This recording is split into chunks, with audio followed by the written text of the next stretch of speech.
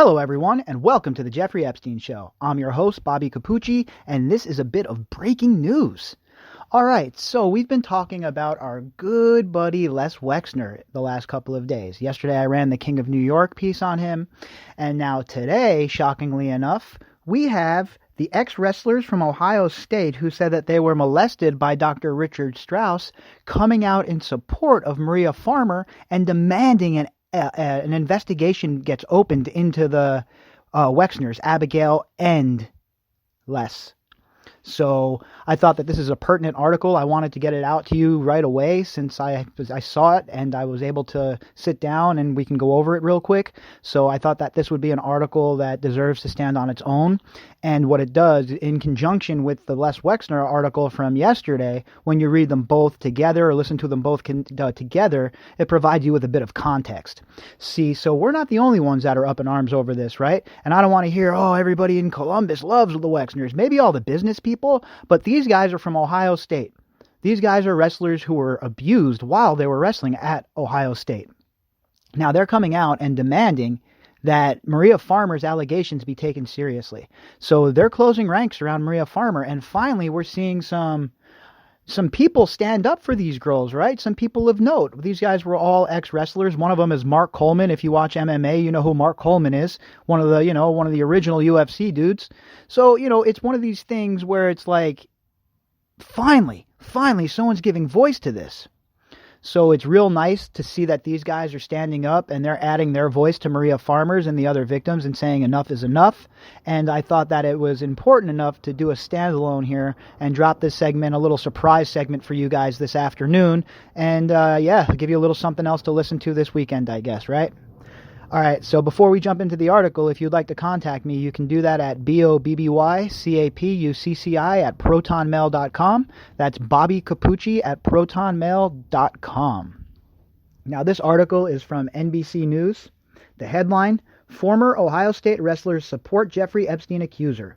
The ex-wrestlers who say they were abused by Dr. Richard Strauss support Epstein accuser Maria Farmer.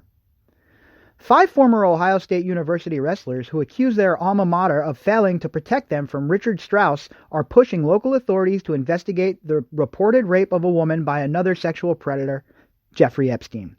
The quintet formally asked Ohio State and federal officials to probe allegations by New York City artist Maria Farmer that she was sexually assaulted by Epstein in 1996 at a property they say was owned and secured by 2 of Ohio State University's biggest and best-known benefactors, Abigail and Leslie Wexner. Pretty damning stuff, right? Coming from people that, ex-athletes from the university. This is a big deal, them coming out and talking about this, considering how much the Wexners have donated to Ohio State University. This is one of those things where it's a pretty brave step, but these folks have already been brave in the face of nonsense, right? So it shows you also that it's not only women that are abused like this. You have young, vulnerable men. We saw it at Penn State University. We were seeing it at Ohio State University. And I'm sure it's happened in so many other places and it's gone undetected because these people feel like they're voiceless. They feel embarrassed. They feel like nobody will believe them. And that's usually the case, right? They bring these allegations forward and everybody's like, yeah, right. There's no way that person would do that. Look at Larry Nassar. The girl's own parents didn't believe them in Michigan State with Larry Nassar. So these people are incredibly devious, these predators, and they're very good at hiding in plain sight. They are very, very good at that. And, it's one of those things where you look around and you say to yourself, geez, who else could be one of these people? We are all victims of the sexual assaults committed by Dr. Richard Strauss while varsity athletes at Ohio State University and victims of Ohio State's multi-decade cover-up of that abuse. The wrestlers wrote in a letter dated Thursday. The allegations raised by Miss Farmer are terrifying and bear directly on our own fight for justice. Holly Hollingsworth, a spokeswoman for Ohio Attorney General David Yost, said they will review the letter and determine an appropriate course of action. This is good news, right? It's good news that they're going to look at this letter and maybe they'll be spurred into action. Do they have the courage? Does the DA have the courage? Do the prosecution team in the state of in the state of Ohio, have the courage to go after someone like Wexner? This is a big time catch, right? If they can nail this person, this is how you make careers. You can make careers by this. but nobody seems to want to be involved. So I don't know what to say. All I could say is that we have to keep going. That's it. That's all we can do is keep going forward and, try and bring light to this. Make it, if we scream loud enough from enough mountaintops, eventually people are going to have to take notice. This office takes all allegations of sexual assault seriously, Hollingsworth said in an email. In Ohio, primary criminal jurisdiction rests with the local prosecutors and police agencies. The Attorney General only has authority over such matters when invited in by local authorities. U.S. Attorney David DeVillers was also sent a letter. The U.S. Attorney's Office cannot confirm, deny, or discuss any potential investigations, spokeswoman Jennifer Thornton said in an email. I wonder why that is, right? At the very least, they should be able to, talk about these investigations, but then again, I guess if they're trying to nail these people, it's kind of hard for them to be forthright. So it's kind of a catch-22, but I think that there needs to be some sort of transparency set up for these agencies because there's no oversight whatsoever. So nobody even knows if they're ever even doing their jobs, right? The letters to Yost and DeVillers were sent almost a month after Farmer filed a complaint in New York City federal court alleging that she was violently sexually assaulted by Epstein and his co-conspirator Ghislaine Maxwell while she was working on an art project at Epstein's guest house on Les Wexner's Ohio estate. So we've covered this before. We've covered that story, obviously, the Maria Farmer situation. If you're new to the show and this is your first time listening, boy, you have a lot to catch up on. So you'll want to go back and listen to some of the other daily drops and try and catch up that way because I'm not going to really, maybe the article will go into it, but I'm not going to really go back to her with her backstory right here considering we're so deep right now. Farmer's complaint said that she called the local police for help after the alleged attack happened, but they did not respond. A spokesman for the local sheriff's office told the Washington Post they had no record of Farmer calling them because they are automatically expunged if they are more than 2 years old. And that's another problem, right? So you're expunging all of these calls with how cheap data, data storage is nowadays. How is it not that this stuff is stored forever? They certainly like to store our metadata, but they don't have no room to store these calls? Aren't they a matter of public record as well? Interesting. Very interesting.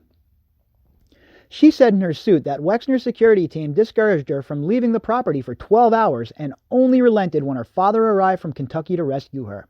In a subsequent interview with the Washington Post, Farmer said that during her 2-month stay, she never met the Wexners, but she had to get permission from Abigail Wexner by calling her at the main house anytime she wanted to leave the property. I mean, what the bleep is this? What is this, the Manson family? You have to call and ask permission before you leave the property? That's weird.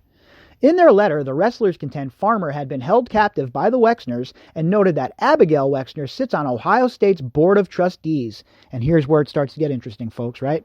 She sits on all of these boards. All of these rich people sit on all of these boards, and they're all shrouded in these allegations of ties to Jeffrey Epstein, and in some cases of not only just enabling it, but taking part in the abuse. How in the world is this possible? It defies comprehension that Miss Wexner is still on the board of trustees, given the credible allegations of her complicity in keeping Miss Farmer captive for Jeffrey Epstein in 1996, while, at the same time, Ohio State grapplers with how to atone for while at the same time Ohio State grapples with how to atone for its complicity in allowing a monster to prey on its students for nearly 2 decades, the letter states. Simply put, given the allegations, it appears Miss Wexner is as guilty as Ohio State was in facilitating the crimes of a serial sexual predator. And what have I been screaming, folks? The enabling of this man is just as bad as the actual abuse almost. If you enabled it, it was because of you that this abuse occurred. How do you go to sleep at night? How are the Wexners still part of the usual society in Columbus? How is their name not ripped off of every single building, folks? Farmer told NBC News on Friday that I will be forever grateful that these courageous men took a stand for me in our shared fight against sexual abuse. Amen, right? They deserve some props, and that's why we're doing this standalone here this afternoon. This is an article that definitely needed to be talked about, and it needs to get out there because these guys they're taking a stand. So definitely on the right team at this point, right? These guys have been abused themselves. So let's remember that it's not just women. Some men get abused, and let me tell you what, it's a powerful thing when they all come together and stand shoulder to shoulder.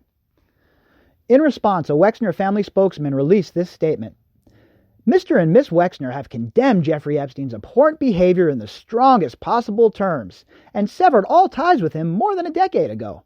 Prior to recent news coverage of Miss Farmer, Mr. and Miss Wexner had no knowledge of her, never met her, never spoke with her, and never spoke with Mr. Epstein or anyone else about her. Isn't that a problem?